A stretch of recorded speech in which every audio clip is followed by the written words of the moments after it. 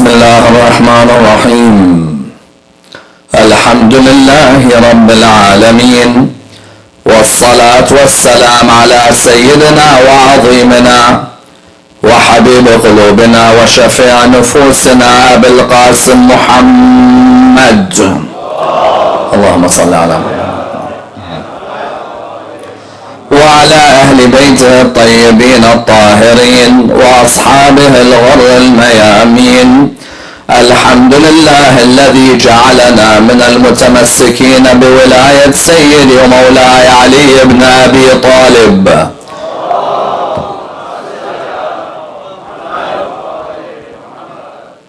الحمد لله الذي هدانا لهذا وما كنا لنهتدي لولا أن هدانا الله. أما بعد، يقول الله في كتابه الكريم: بسم الله الرحمن الرحيم، نون والقلم وما يسطرون. The first of our loudest salawat in honor of Rasulullah Muhammad sallallahu alayhi wa alihi wa sallam.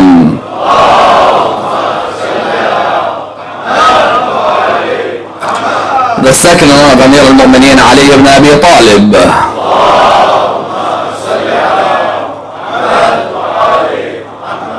The third with your loudest voices in honor of the Imam of our time, Imam Sahib al-Asr wal-Zaman.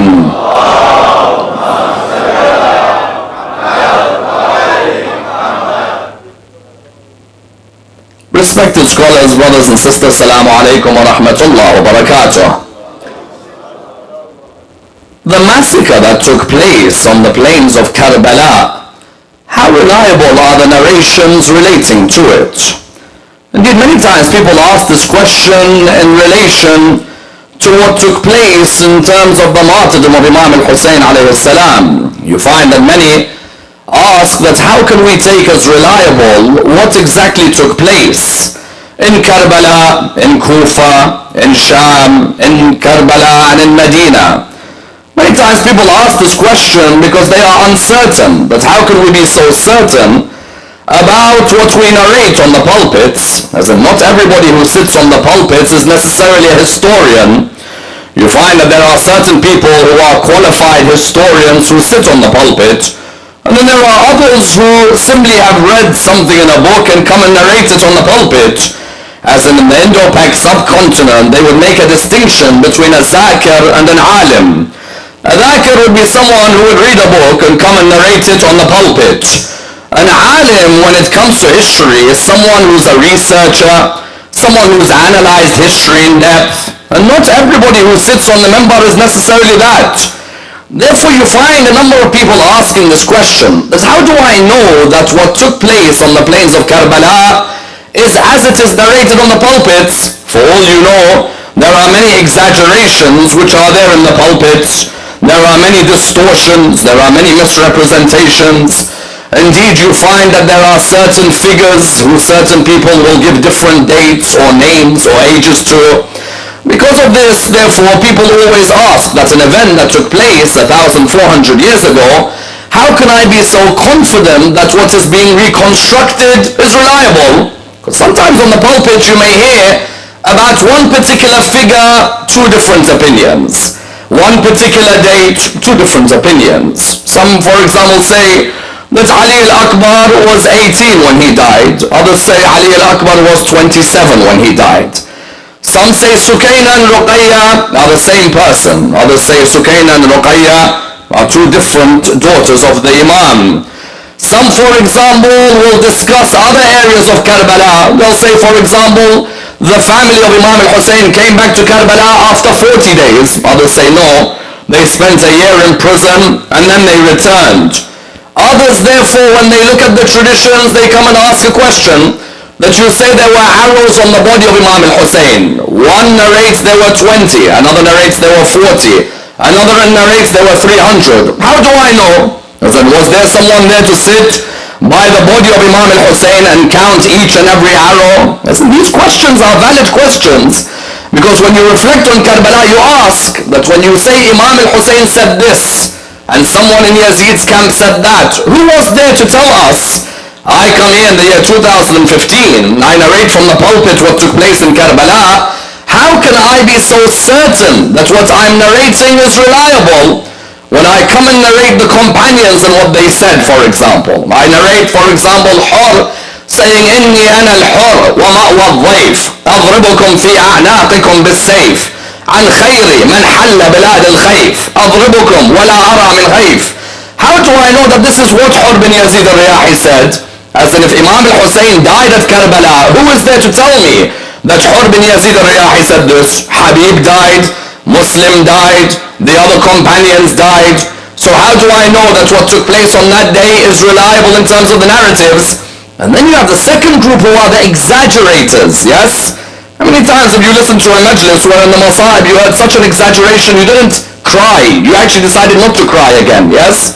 There are times when you hear the Mawlana on the pulpit, when it comes to the Masa'ib, you hear him speak and you're like, well, hold on a minute, Mawlana, that sounded sad, but it doesn't sound too realistic. I remember one particular speaker, maybe out of innocence, maybe it's not his forte, had said that Abu al-Fadl al-Abbas killed 80,000 people on the 10th of Muharram.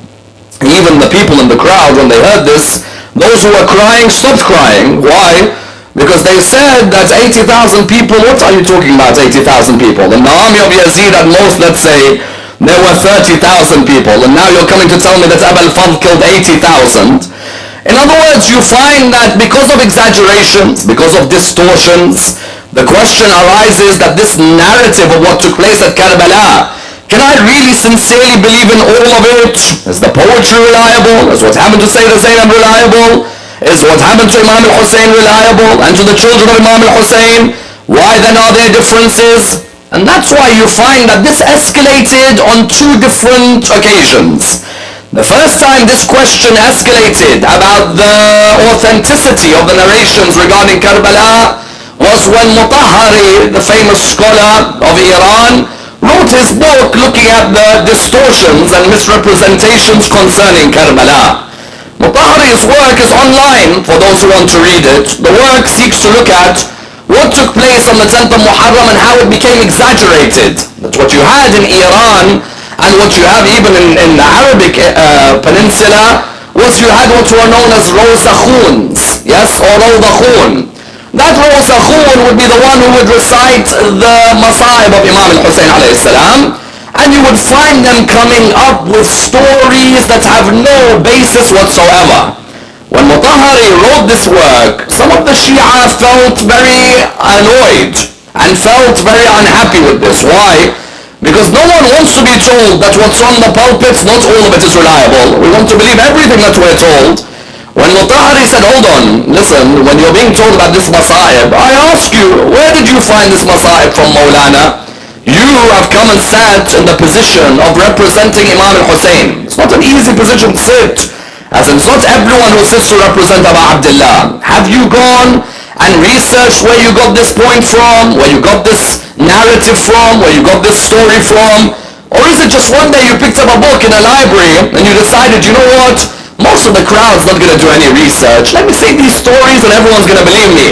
Mutahhari, therefore, when he wrote the book about the misrepresentations and the distortions on Ashura, many people felt that this book was a book that was touching a very sensitive spot. But the reality was Mutahhari was opening a key area that in parts of Iran, like in parts of Iraq, like in parts of Pakistan, like in parts of India, there are people who sit on the minbar who are not historians, yes? He is able to be what? A good poet, and then he recites a couple of stories next to it, and he has never ever got, for example, a thesis in history, a PhD in history. Yes, there are even some who've been in and Najaf, they're good in law, fiqh, yes, but not historians. As in, no one's really a polymath on every area, a good jurist, and a good theologian, and a good historian, and a good hadith scientist, and a good mufassir of the Holy Quran. If I go to and Najaf, I'm going there to graduate in law. Doesn't mean that I'm an expert in history, yes? History is one thing, law is another. So one of the people who made many ask the question about the origin and authenticity of Karbala was Mutahhari. A second was whom? A second was a contemporary scholar from our brothers of Al-Sunnah, Yasir Qadhi. Yes, Yasir Qadhi gave a lecture where he looked at Karbala and began to ask questions about whether the narratives concerning Karbala are all to be taken as reliable or not. And he would use, for example, the works of famous scholars such as Ibn Hajar and Dhahabi and Ibn Kuthair, amongst others, to say that not everything that the Shia narrate on their pulpits is reliable, that there is a lot of distortions and misrepresentations which are there on the pulpit. You therefore find people ask this question sincerely, that this particular genre of literature that looked at the execution of Imam al-Hussein and his companions, known as the Maqatil literature. Yes, the Maqatil literature is what deals with what happened in Karbala. The word Maqtal is literally the place where the person was killed. The Maqatil are that genre of literature that deal with what took place in Karbala. People ask, how do I know the reliability of what is narrated? Yes, and the sadness of all sadnesses is that there are certain great scholars who have given so much to the event of Karbala and its narration that many of the followers of Ahlul Bayt do not know anything about.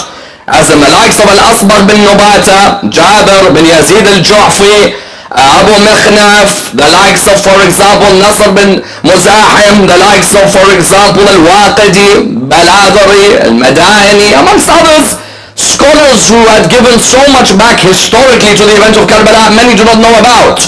Therefore tonight, let us examine what is the authenticity of what's narrated about Karbala, and how did what happened and what took place at Karbala reach us today in the year 2015. And I'd like to examine this in the following stages.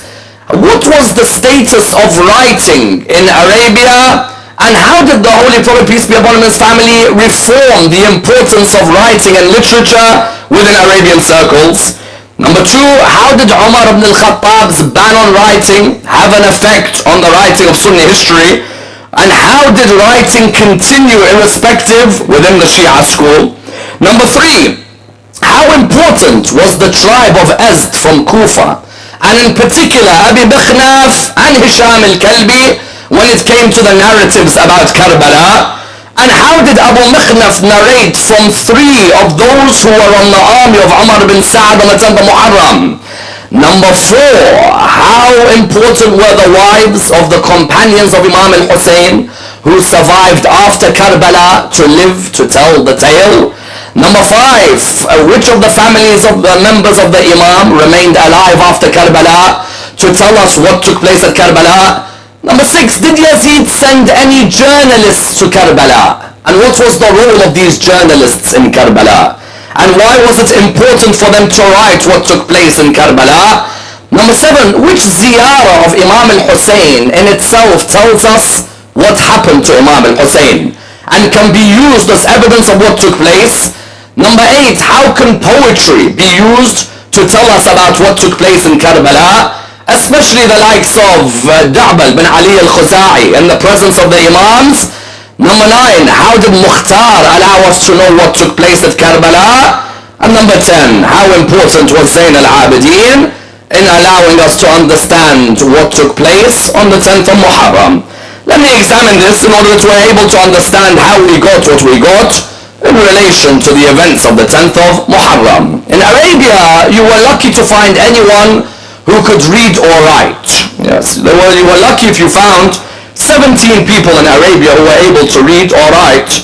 That's why those who accuse the Holy Prophet, peace be upon him, and his family of writing the Quran, it's absolutely impossible.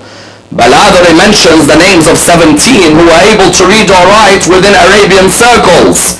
The Arabs used to transmit their history or their literature orally, not through writing. Yes?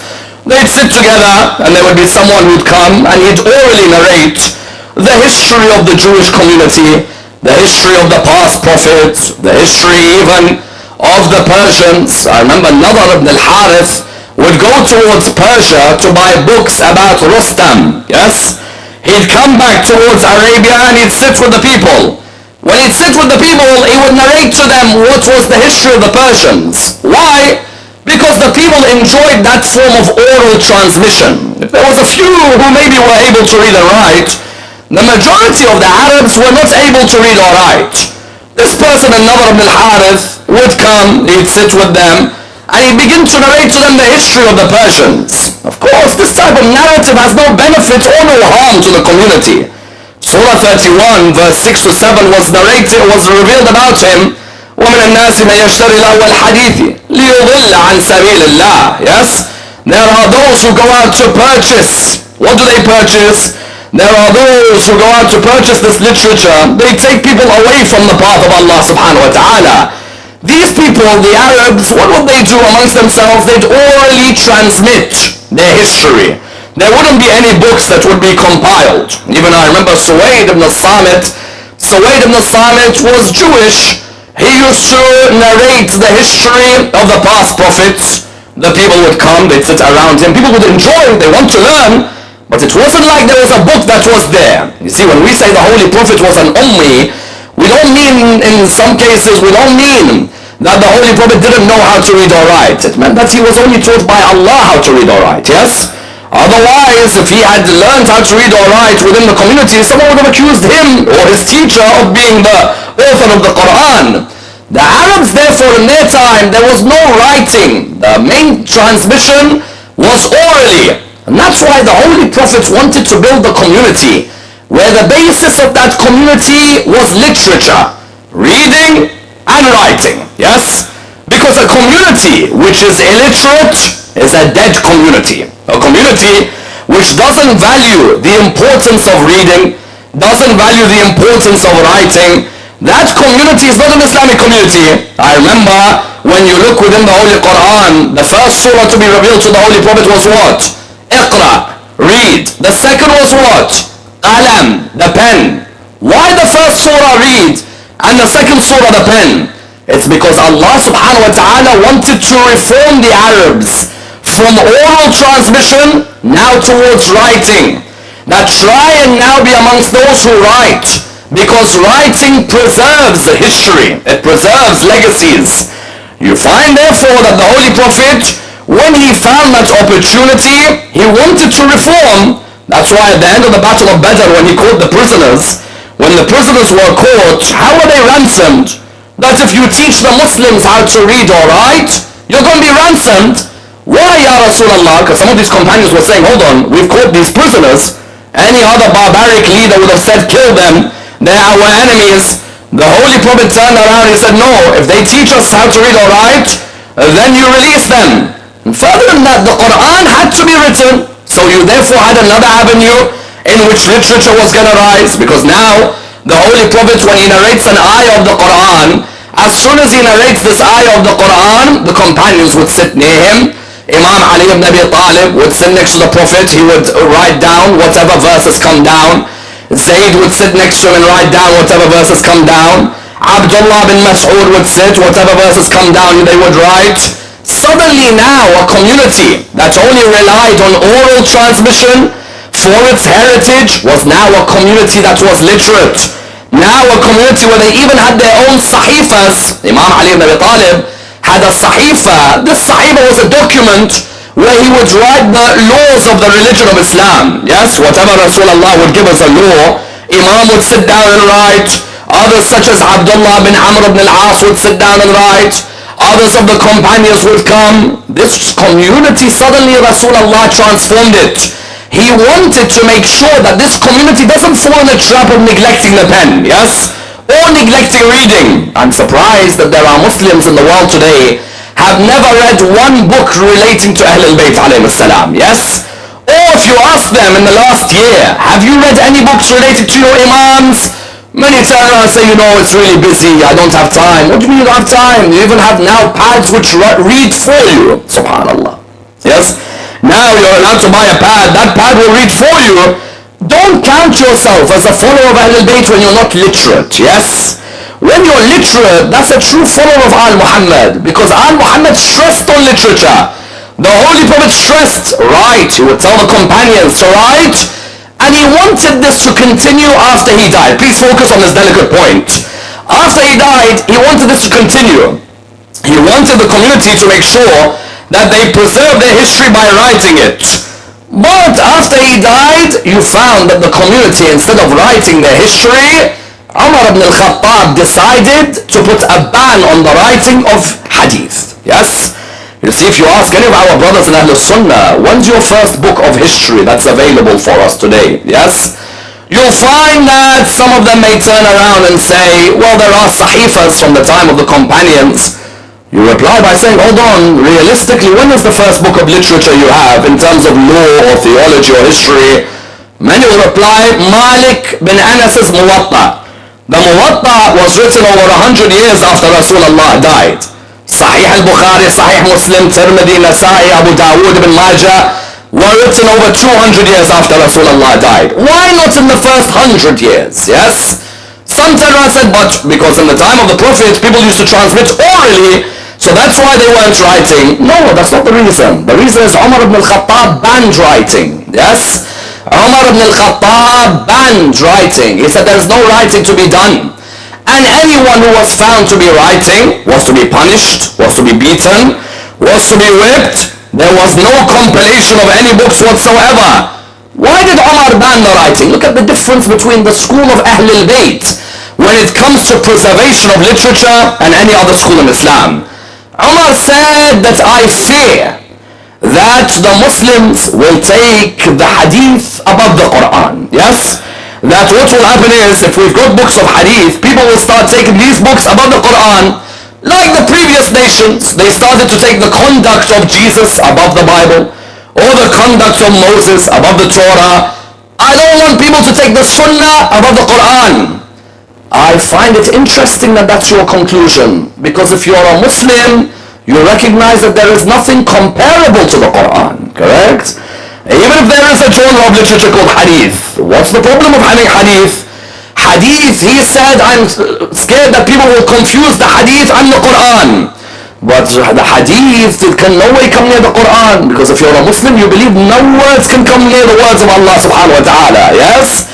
Therefore, when Umar banned, why did he ban? One of the main reasons that he banned the writing of hadith was because of what? Was because every time you make a decision, there's a hadith which says your decision is different to Rasulullah, yes?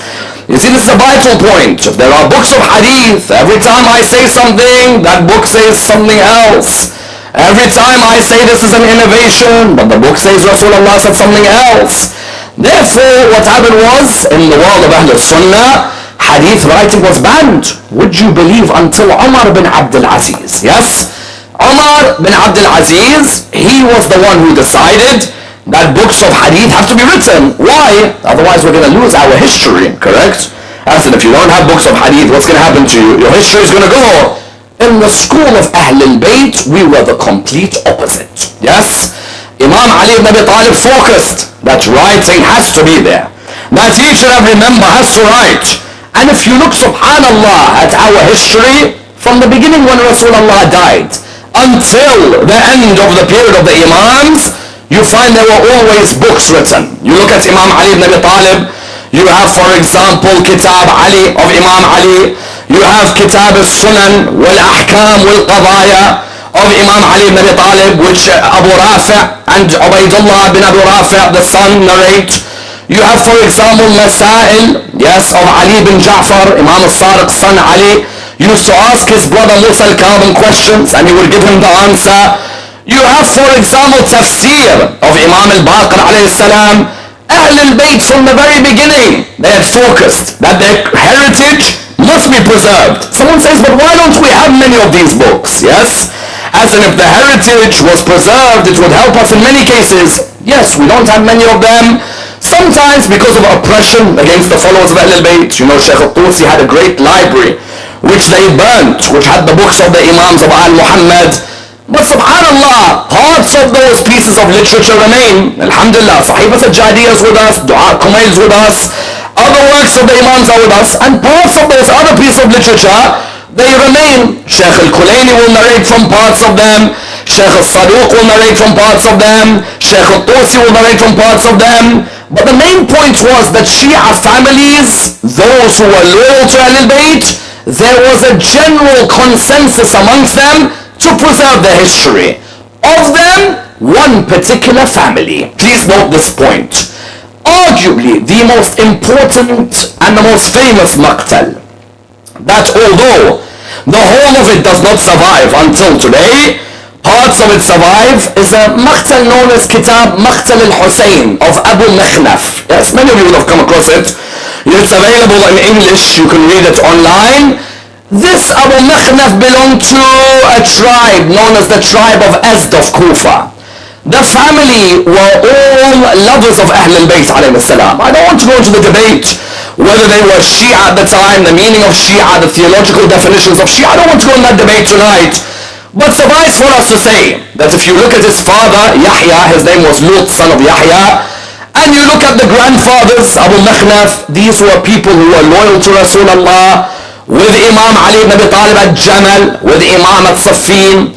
And this particular man, Abu Nakhnaf, who lived in the time of Imam al-Baqir, and Imam Zayn al-Abidin, and Imam al-Sadiq, this particular man took it upon himself that he will write whatever event has taken place, he'll write that particular event and narrate it. Someone says how?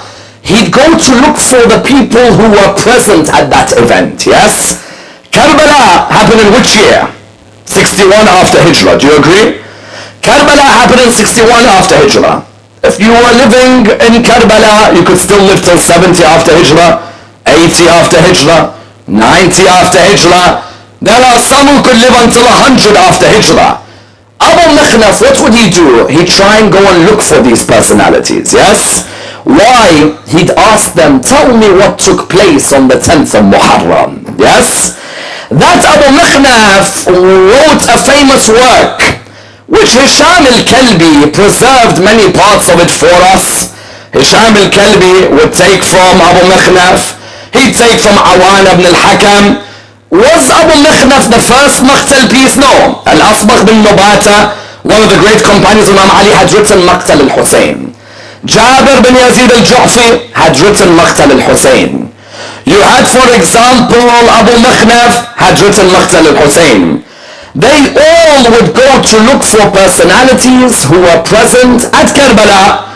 Jabir bin Yazid al-Ju'fi, Asbagh bin Nubata, they'd go to look for these companions and they'd find them and they'd tell them, tell me what took place in Karbala. For example, with Abu Nakhnaf, who did he find? He found Yahya, son of Hani bin Urwa. Subhanallah, how this world is. Hani bin Urwa, great lover of Imam al-Hussein, his son on the army of Umar bin Sa'ad. Yes? It's the world that we live in. The same way Nuh could have a son who's an enemy.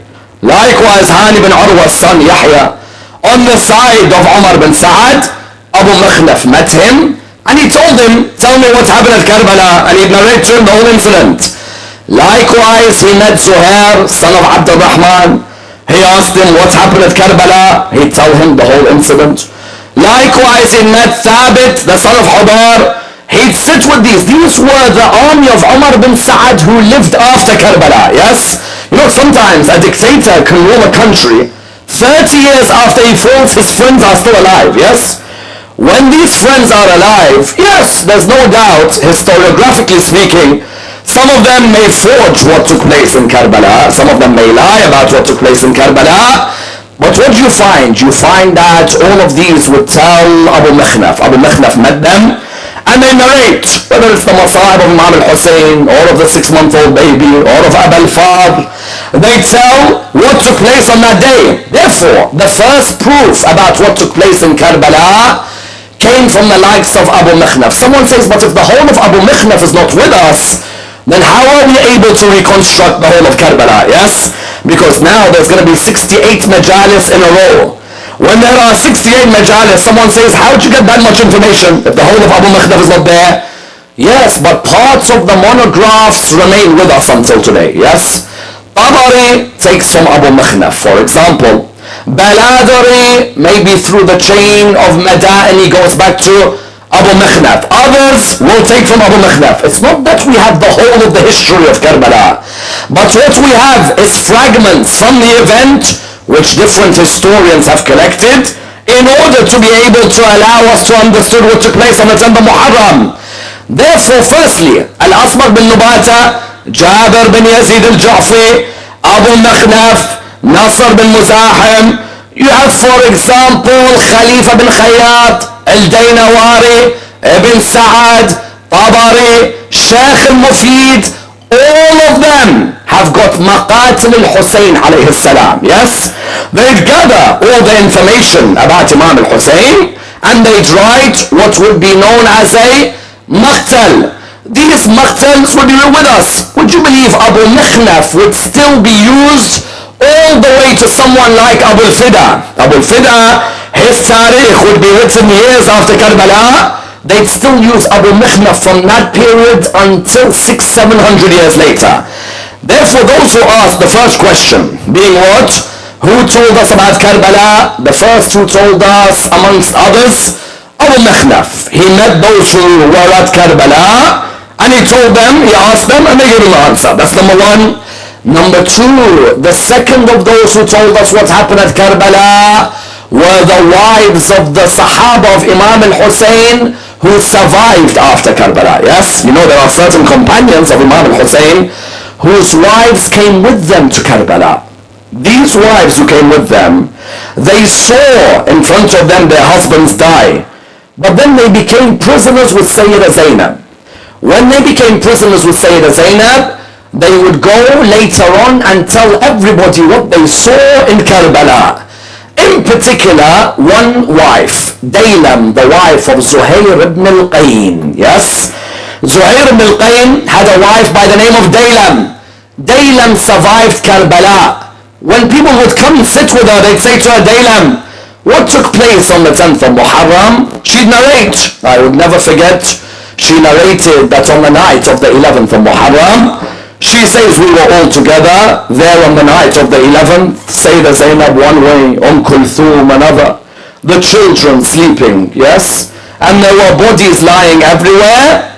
She narrates, she says that I thought to myself, my husband Zuhair, his body is on the ground in Karbala, and there is no kafan on his body. Yes, this is one of the ladies who tells us about Karbala, because when you hear this masa'ib, someone might tell me, where'd you get these masa'ibs from? Yes, the wife of Zuhair, she survived. She said that I saw my husband's body on the ground, so I came to my servant. I said to her, oh servant, come near me. Here's a piece of cloth. Go cover my husband's body. Yes, no one likes to see their loved one with no kafan on their body. Says that my servant came back a few moments later, and I looked at her, I said, did you cover my husband's body? She said, no. Said, why? Said, as I was about to cover his body, I saw the holy body of Abu Abdullah on the ground. Yes. This is a famous musibah. She said, I saw the holy body of Abu Abdullah. I thought to myself, how can I cover Zuhair's body? And the son of Rasulullah has no cover on his. Yes. It's a wonderful, wonderful line. That narration, that musibah is from where? That's from Daylam, the wife of Zuhair ibn al-Qayn. Because Yazid didn't kill Daylam, he didn't kill Sayyida Zainab after Karbala in Sham, he didn't kill up. So you found that the second area where we would get our knowledge about Karbala would be the wives of the companions, number two. Number three, were there family members of Imam al-Hussein who survived Karbala? Yes. For example, Imam al-Hassan had 7 sons on the 10th of Muharram. Yes? 6 of them were killed. 1 of them survived, Hassan al-Muthanna. Yes? Hassan al-Muthanna was injured in the battle. After Karbala, because he was injured and completely out of it, he was not able to be talking and he wasn't able to move around. Yazid's soldiers left him alone. They thought, this young man, what threat is he going to be to any of us? They let him live after Karbala. After Karbala, narrations mention that he married Fatima al-Sughra. Yes, the daughter of Imam al-Hussein, who was left behind. He married her. Now this Hassan al-Muthanna was at Karbala. He survived after Karbala or no? He survived, and those who would come and ask him, he would narrate to them that this is what took place in Karbala, this is what happened, this is what we heard, this is what was said. Because sometimes someone might say, how do I know this is what Hussein said to Abbas? How do I know that this is what the horse did next to Imam al-Hussein? How do I know that this is what Sukaina said to the Imam? Yes? The third proof is what? Is that there were family members of Imam al-Hussein. Hassan al-Muthanna was a young boy, but he grew up Wherever people would ask him about Karbala, he would say, this is what took place in the morning. Hur bin Yazid al-Riyahi changed. He came towards us. He came and embraced the Imam. Then afterwards, Habib bin Madahir and Muslim bin Awsaja. And when Muslim was on the ground, he told Habib, look after that stranger in Karbala. Don't let him be alone. And Imam al-Hussein, when he went out, he thought about his companions. All of these that we have, Hassan al-Muthanna survived after Karbala. He was able to live to tell the tale. That's number 3. Number 4, did Yazid have any journalists at Karbala? This is an important point. Please understand this point. Someone asks, how do I know that Hussein had that many arrows on his body when he lay on the ground? Yes? In the Masa'ib, sometimes we hear Imam al-Hussein had 300 arrows. And I remember someone tried to mock this. They tried to say, how do we know there were 300 arrows? For all we know, what? Was there someone there counting? Yes, there was. Someone says, what do you mean, yes, there was? You were getting paid a very, very handsome sum if you were able to narrate what took place for the emperor in Sham to show off to his friends. Yes? Yazid sent one particular journalist by the name of Hamid bin Muslim. In our Masa'ib, we always hear his name. Yes, Hamid bin Muslim. Hamid bin Muslim was at Karbala. Do you know what his role was? Journalist. Pen, paper, writing. What's happening? Zuhair ibn al-Qayn came out. He recited poetry. أنا زهير وأنا ابن القين أضربكم بالسيف عن حسيني إن حسينا أحد السبطين من عترة النبي الزكي الزيني ذاك رسول الله غير المين يا ليت نفسي قسمت قسمين. When any companion would come out to recite their poetry, he would be the one who would write the poetry. When, for example, you had someone like John come out, what would he say? كيف ترى الكفار ضرب الأسود بالسيف ضربا عن بني محمد أذب عنهم باللسان واليد أرجو بها الجنة يوم المورد. He would write down that this is what John has said. Subhanallah, what amazes many is how cold you could be writing this down. Yes? As in, you would imagine that someone who sees Abbas's right arm cut, Abbas's left arm cut, you would imagine at that moment you would thought, no, it was important for him that he gets back to Yazid as soon as possible. He sits with Yazid, he tells him this is what took place, and here's his son. Subhanallah, no one could have a heart like that. And that's why I guarantee you, and you look in the books of history, Hamid bin Muslim couldn't take it after Karbala. It began to affect him. And you know what began to affect him? You know, at the end he loved Imam al-Hussein, he changed. The Tawwabun, you know, the group who were in Kufa who done Tawbah after Karbala. The Tawwabun, after Karbala, they couldn't take what they done to Imam al-Hussein. All of them went to the grave of Abu Abdullah and started crying by the grave. One of them was Hamid bin Muslim. Hamid bin Muslim, what hurt him the most? Yes, as a journalist. A journalist, when they go to any event, imagine now, a journalist who was in Bosnia when the Bosnians were killed. Or a journalist in Syria, now the Syrian children are dying. Or a journalist in Iraq. That journalist surely will break. One moment broken. It's a masa'ib, but not the end of the lecture. But many of you have heard the masa'ib. He said, I saw the ladies of Al Muhammad run from tent to tent. Wait for this. And I know, Wallah, I know, and may Allah bless all the tears. Because it's very rare that the tears begin in the middle of a majlis, yes? But at the end of the day, these are the beginning of the night. And each of these tears, each of them will speak. And I ask Hussein's mother to look at all of the tears, yes? Because all of this is for Hussein's mother, no one else. He says, I saw the daughters of Al Muhammad running from tent to tent. Yes, those fathers here, you know how it feels when your daughter's in pain. I don't need to say anything. He said, I saw the daughters of Al Muhammad running from tent to tent. He said, I saw one daughter of Hussein. The fire lit her dress. The dress was burning, yes. The granddaughters of Rasulullah running from tent to tent. He said, I came up to her and I was offering her some water. She said to me, are you with us or are you against us? Yes. He said to her, I am neither with you nor am I against you. I'm a journalist. Listen, I don't want to know Yazid. I don't want to know Hussein. I've just come here to get my money and go home. He said to her, I am neither with you, nor am I against you. She said, then how could you give me water, and my father lies thirsty there? And then she looked at him, and she said to him, have you read the Quran? Now he's a journalist, but he knows the Quran. You see, these lines affect. He said, yes. He said, have you read the ayah, فَأَمَّا الْيَتِيمَ فَلَا تَقْهَرْ?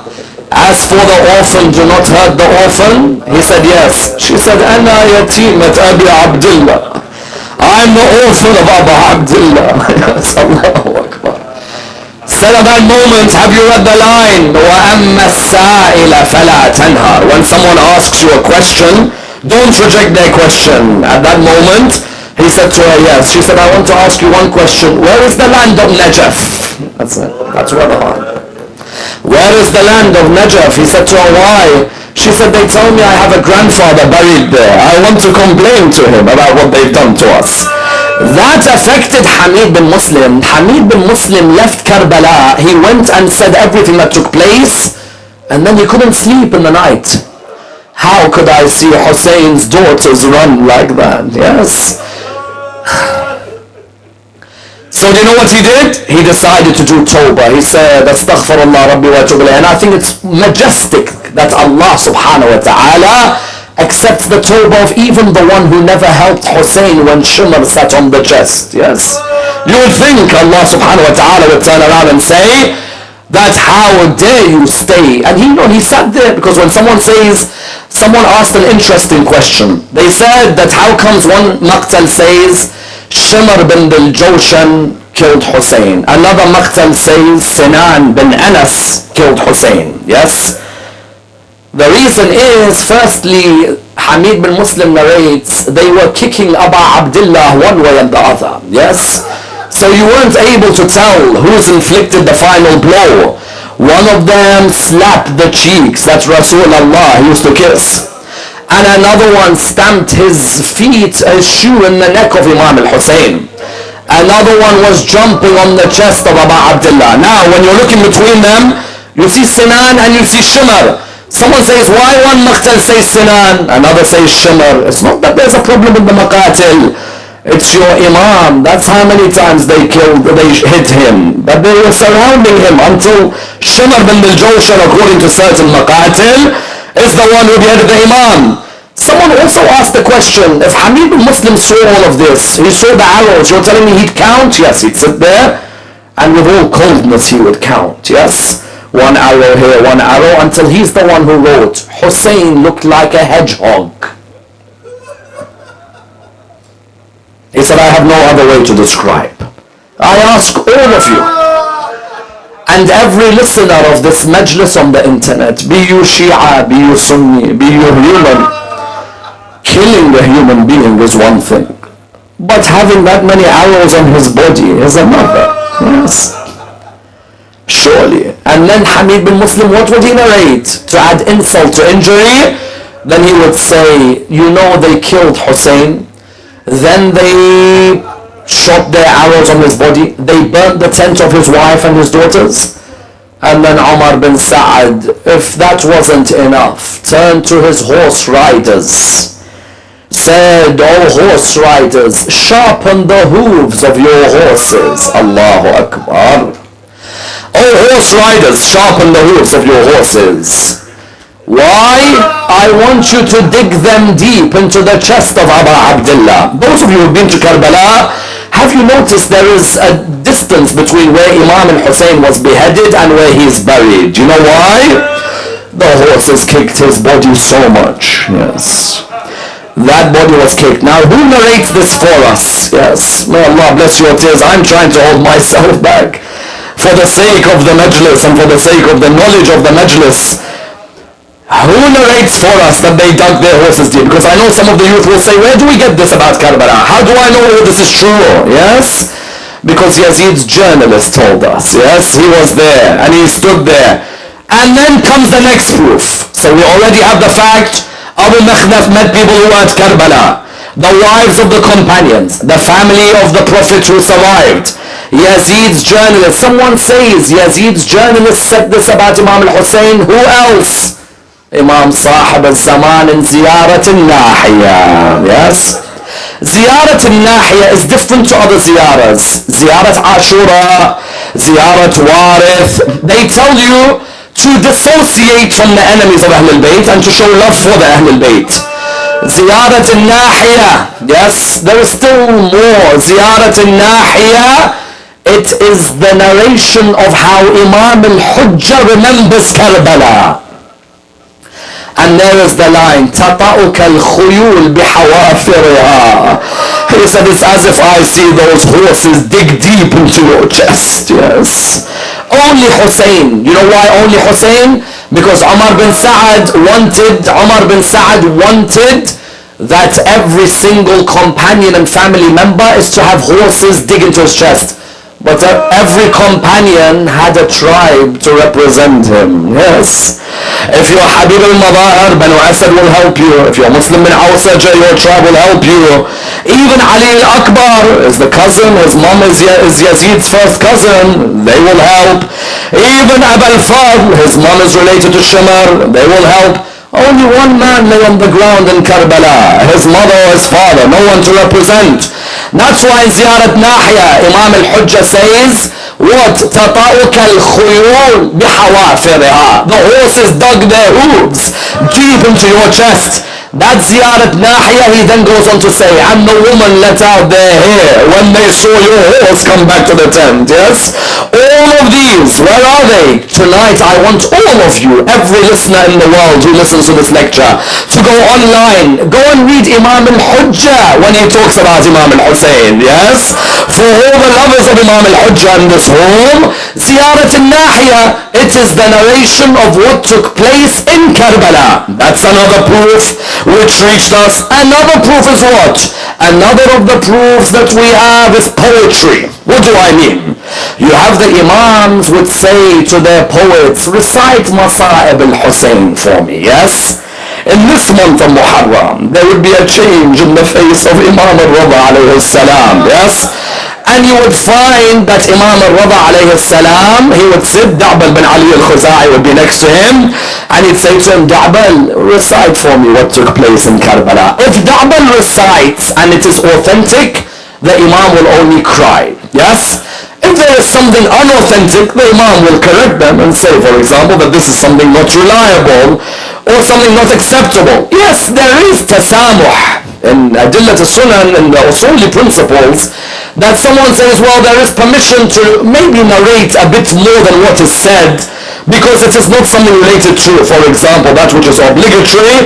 But Imam al-Rida alayhi salam would sit down, he told Da'bal, recite for me Masa'ib al-Hussein. If Da'bal recites and the Imam doesn't interfere, that means what he's reciting is exactly what happened in Karbala. Yes?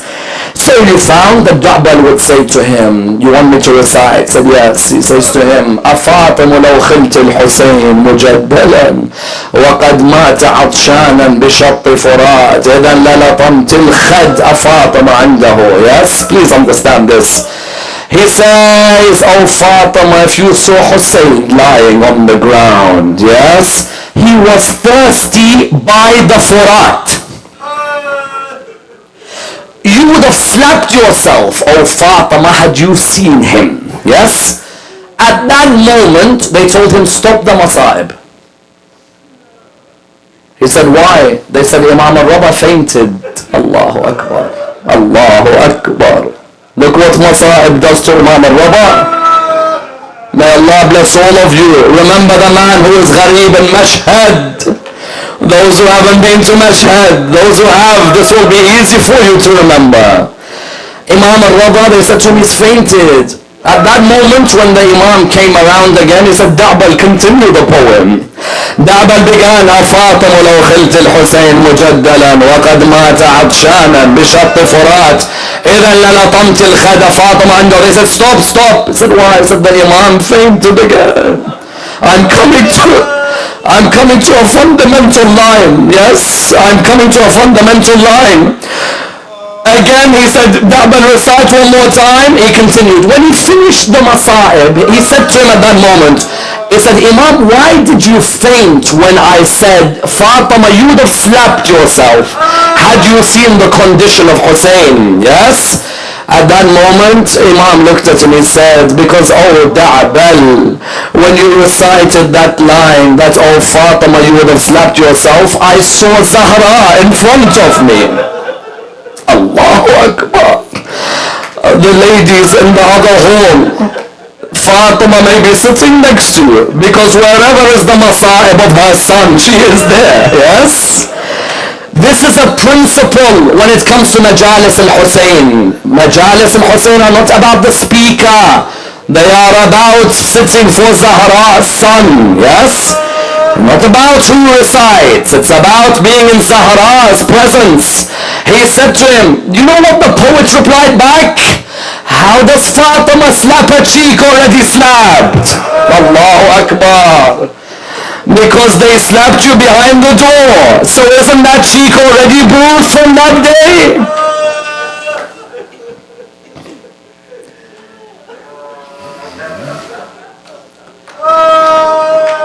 May Allah bless all of your tears. May Allah bless all of your tears. Then after that, what's the next proof for what took place in Karbala? The next proof, Mukhtar al-Thaqafi. Yes?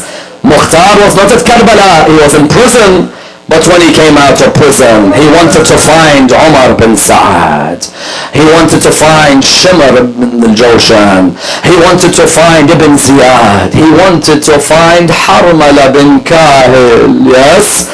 And when he found Harmala bin Kahil, because sometimes people ask, how do we know Harmala when he shot his arrows? How do we know it's true? Because Mukhtar caught him. And when he caught him, he asked him, tell me, what did you do on the 10th of Muharram? Yes? Because someone might tell me, how do I know? No, he caught him. Harmala said, 4 arrows I shot. Allahu Akbar. The coldness of this tyrant. He said, 4 arrows I shot. Mukhtar said, who did you shoot? He said, the first arrow I shot, the right eye of Abul Fadl. Yes? He said Abbas had lost his right arm and he had lost his left. He was trying his hardest to hold the water, yes? But then Umar bin Sa'ad said, what's wrong with you? Can't you see the whiteness of his eyes? Take the eye out. He said normally when someone falls from their horse, they fall with their hands in front of them. Abbas fell, the arrow was in front of him, yes? He said that's one. Then he said the second arrow I shot, Hassan's son, Hussein's brother Hassan had a son called Abdullah. Hussein was lying on the ground. There were arrows all over his chest, but there was a part of his neck that hadn't been touched. Umar bin Sa'ad said to me, you see the whiteness of that chest? Put your arrow through there. He said this young boy came running out of the tent, his auntie Zainab running after him. He said the young boy ran, he said, how dare you attack my uncle like that? He said his auntie came to him, she said, come back. He said, my auntie, how can I come back and Abu Abdullah is alone? He said, I saw him sit by his uncle. He was telling us, shoot my uncle, you have to shoot me first. Yes? What love those nephews of Hussein had on the 10th of Muharram. Yes? So he said that was the second. So how about the third? He said the third arrow is the one that hurts me the most. Yes? He said, what was that third arrow? He said, the third arrow I shot on the neck of the 6-month-old baby. Mukhtar said to him, when you shot, what happened? He said, I saw the baby flap its hands like a bird flaps its wings. Allahu Akbar. Yes? That's another of the masa'ib of the 10th of Muharram. Yes? In other words, my dear brothers and sisters, what do we have? We have Mukhtar al-Thaqafi, we have poetry, we have Ziyarat al-Nahiya, we have Hamid bin Muslim, we have the family members, amongst the others. Sayyidah Zainab survived after Karbala, yes, and she would narrate what happened. Kulthum survived, she would narrate what happened. Someone asked the question, well, what if there is a difference of opinion, for example, on certain ages and dates? This is something very normal in history, that there's going to be a difference of opinion on certain dates, certain ages. Someone says, okay, but why Sukain and Ruqayya? Are they the same person? Are they different people? Remember, Imam al-Hussein, his daughters were all called Fatima. Sukaina is a title, Ruqayya is a title. But the hijab meant that you would never know them. You'd never know who they are. If there are differences, these differences may occur. Someone says, is there any avenue for poetic license? Please understand this point. Sometimes in Masa'ib, poetic license is construed as history. What do I mean? A Maulana might recite a piece of poetry on the minbar. The crowd think it actually happened. No, it's not the actual, it's a poem, yes? In Arabic, we call it lisan al-hal, yes? Lisan al-hal, what does it mean? Lisan al-hal means it's as if I see Zainab doing something. It doesn't mean Zainab did it. It's as if I see. There are two famous lisan al-hals. They're not actually what was said, but it's poetic license, yes? But the speaker must make it clear this is a poem, not masa'ib. Because if you don't make it clear, people think that that's a piece of masa'ib. And then if they hear another speaker say it's not, they think, what's the contradiction? Poetic license. What do we mean by poetic license? For example, one example of poetic license, al-Banin, mother of Abu al-Fadl al-Abbas, yes?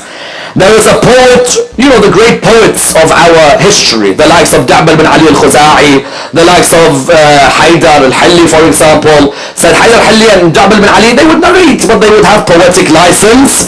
For example, about al-Banin. There is something which people say she said. It's a poem attributed. Yes, it's not her words. But one of the poets said, I think al-Banin would think like this. Yes? What does she say? They said to her after Karbala, and she replied, if you gave me the heavens and the earth, and you gave me 70 Abbas, I'd replace all of them to see Hussein's head in peace. Yes? Yes? That is from the door of poetic license. Layla, there is something, some people say, is it masa'ib or is it poetic license? What is it? Some have turned around and said that when it comes to one particular line, she says, the only consolation I can take after Karbala is I will see Ali in my sleep. Yes, Ali al-Akbar. But for me I will see Ali in my dream. But for me to dream, I have to sleep. And I don't think I'll sleep after the 10th of Muharram. Yes? That is again poetic license. So, sometimes when people see contradictions in the masa'ib, sometimes those masa'ib are poems, not actual events. And sometimes no, they are the actual events. But no doubt, the greatest narrator of what took place on the 10th of Muharram isn't the journalist Hamid ibn Muslim, nor is it the wives of the companions, nor is it even Mukhtar al-Thaqafi. Even Imam al-Hujjah's wonderful narration is great, but it's different when you see your own father beheaded in front of you. Yes. No doubt Imam Zain al-Abidin, 34 years after Karbala, wherever he would go, he'd remind the people of Karbala. I see the tears flowing, but I want the heart to be where? I want the heart to be in Jannat al-Baqiyah tonight. There are 4 imams with no visitors tonight. Yes. There are 4 imams. There's no one to visit those 4 imams. In Karbala, there are 20-30 million. In other areas in Masjid, there are millions. There are Hassan and Zain al-Abidin and Muhammad al-Baqir and Jafar al-Sadiq. I send this masa'ib to my Imam Zain al-Abidin, yes? Because you're the one who told us about Karbala. You would remind us when he would walk past a Shia butcher who's about to slaughter a sheep, yes? He would come to him, he'd say, oh butcher, do you give water to the sheep before you slaughter it? Because this helps us understand the thirst of Hussein. He says to him, do you give water to the sheep before you slaughter it? He said, yes, O son of Rasulullah. Every creation deserves water before they die. He'd say to him, my father died thirsty. Allahu Akbar, yes? Now in another narration, he walked past a person in the graveyards. He said to that person, he said to him, oh man, he said to him, that when I die, would you bury me? The man replied, of course, oh son of Rasulullah, of course we'll bury you. He turned around to him and he said, oh man, my father lay on the ground for 3 days, no one to bury him. Allah, mashallah, mashallah. MashaAllah. On another occasion, he heard a man in the darkness of the night. He heard a man crying and he was shouting, Ana al-Gharib, Ana al-Gharib. I am a stranger, I'm a stranger. The Imam came towards him. He said to him, oh man, do you say you're a stranger because you have no food? He said, no, alhamdulillah, I have food. He said to him, oh man, do you say you're a stranger because you had no water? He said, no, alhamdulillah, I have water. He said, oh man, do you say you're a stranger because you have no family to look after you or to bury you? He said, no, I do. He said, then never call yourself a stranger. Only one man was a stranger. Yes, only Abu Abdullah. That is a gharib. And that's why you find that many people ask me the question, shimmer on the chest of Hussein. Who told us about this? Yes? Who is the one who made it clear? And the reply is Zayn al-Abidin, Hamid ibn Muslim, others. But for Imam Zayn al-Abidin, it was more difficult, yes, because he couldn't help his father. And who narrates this for us? There was also another narrator. Imam al-Baqir was in Karbala, and Imam al-Baqir was 3 years old in Karbala. And Imam al-Baqir told us what happened in Karbala, and he also told us what his father said. And Imam al-Baqir narrates, he says, my father in his final moments, the poison had surrounded his body, yes? In Medina, Zayn al-Abidin, the poison had been all over his body. He said, when I saw my father and the poison all over his body, I saw that he was in intense pain, so I came and I hugged the chest of my father. Isn't that what you would do? When your father is in pain, wouldn't you come to hug his chest? He said, the moment I hugged his chest, he began to cry in a way I've never seen him cry. Allahu Akbar. He said, I've never seen him cry in this way before. So I said to him, my father, why do you cry? In a moment you'll see Rasulullah. In a moment you'll see Fatima al-Zahra. In a moment you'll see Ali ibn Abi Talib. In a moment you'll see Imam al-Hassan. And in a moment you'll see Imam al-Hussein. My father, why is it that you cry when I am on your chest? Listen to the reply. Oh my son Muhammad, I cry when you're on my chest, because when I am dying you are on my chest, whereas you know sat on the chest of my father Abu Abdullah when he lay in the ground of the 10th of Muharram. Do you know who sat on the chest of my father Abu Abdullah and who took the neck of my father away from his holy body? The narrations tell us more of the Masa'ib. Imam al-Baqir says there was another Masa'ib to Karbala that I saw when I was giving the ghusl of my father Zayn al-Abidin, yes? But it wasn't Karbala, it was after Karbala, yes? He said when I was giving the ghusl to my father, I saw bruising. Yes, Allah, those of you who know where I'm going know. He said I saw bruising on the neck and bruising on the back. He said the bruising on the back I knew was the food he used to carry in the middle of the night to the poor. But the bruising of the neck I never knew 34 years after Sham. The bruising of the chains of Yazid ibn Muawiyah was still on the neck of my father Zayn al-Abidin. Inna lillahi wa inna ilayhi raji'un. We pray to Allah subhanahu wa ta'ala to raise us with Muhammad and al-Muhammad. Ya Allah, honor those who preserve the heritage of Muhammad and al-Muhammad. Ya Allah, bless Al-Asbagh bin Nubata. Ya Allah, bless Jabir bin Yazid al-Ja'fi. Ya Allah, bless Abi Mikhnaf and all those who sought to preserve the love of Al-Muhammad alayhim as-salam. Ya Allah, raise them with Muhammad and Al-Muhammad. We pray to Allah subhanahu wa ta'ala Surah Al-Fatiha, but before it, the loudest of your salawat.